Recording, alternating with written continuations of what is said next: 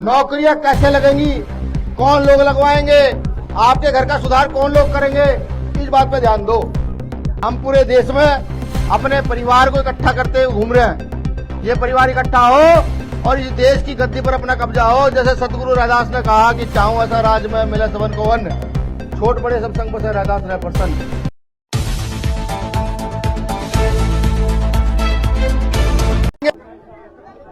कि इतना अच्छा स्वागत आप लोगों ने किया।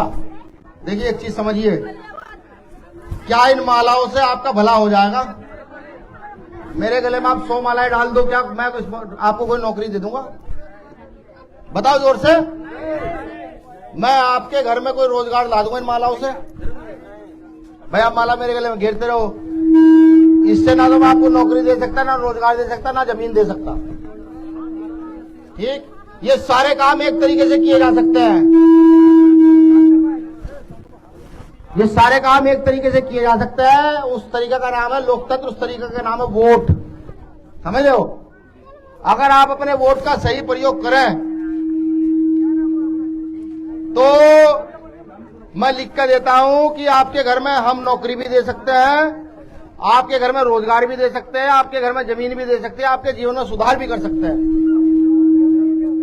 लेकिन ये सब कुछ होगा वोट से ही, बिना वोट के ये नहीं हो सकता। इसलिए मालाओं पर ध्यान कम दो। नौकरियां कैसे लगेंगी, कौन लोग लगवाएंगे, आपके घर का सुधार कौन लोग करेंगे, इस बात पे ध्यान दो। देखिए भीम आर्मी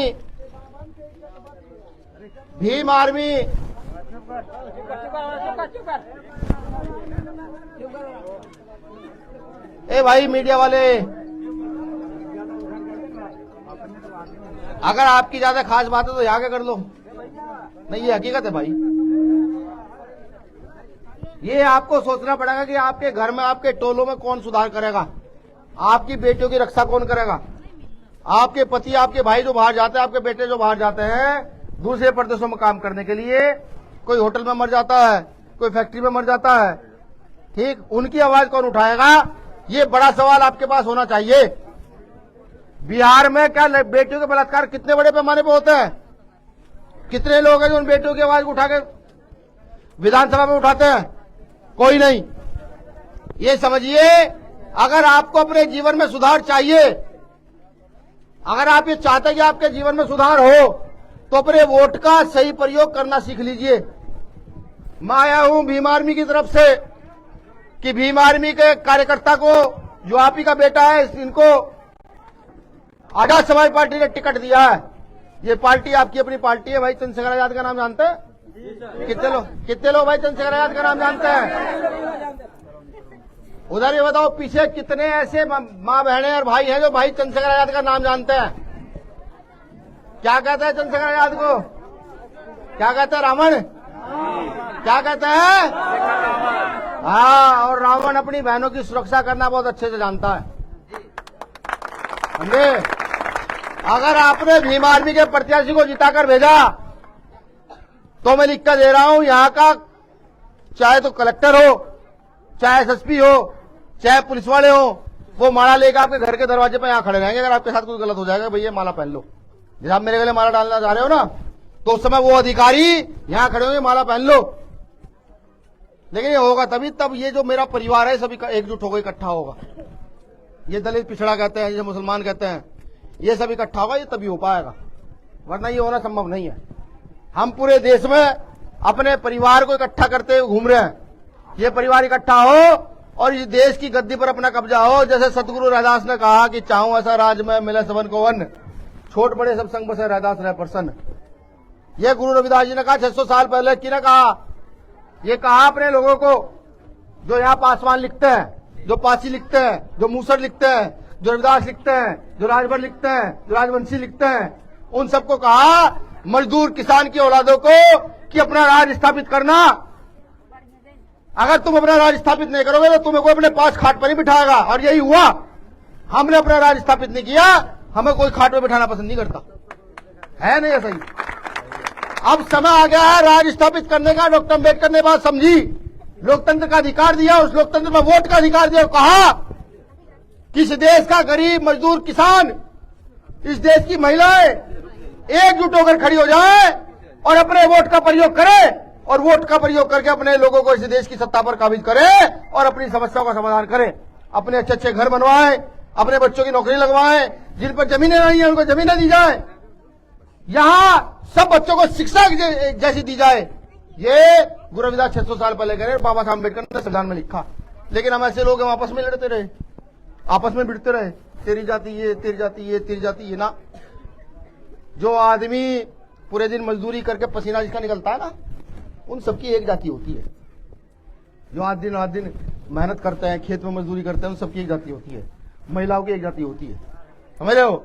हम सब मजदूर किसानों की औलादे हैं। हम सब एक थाली में बैठकर खाना खाने वाले लोग हैं। उनको बताओ हमें तोड़ना इतना आसान नहीं है। जो पैसे वाले लोग आते हैं 5 साल में आपके यहाँ और आपके पैर पकड़ने के लिए तैयार हो जाते हैं, वो कहते हैं भैया वोट दे दो, पैर भी छू लेंगे आपकी दावत भी कर देंगे, लेकिन 5 साल के बाद आपके घर नहीं आएंगे। आपके पति के साथ कुछ हो जाए, आपके बेटे के साथ कुछ हो जाए, आपकी बेटी के साथ कुछ हो जाए, कोई नहीं आएगा।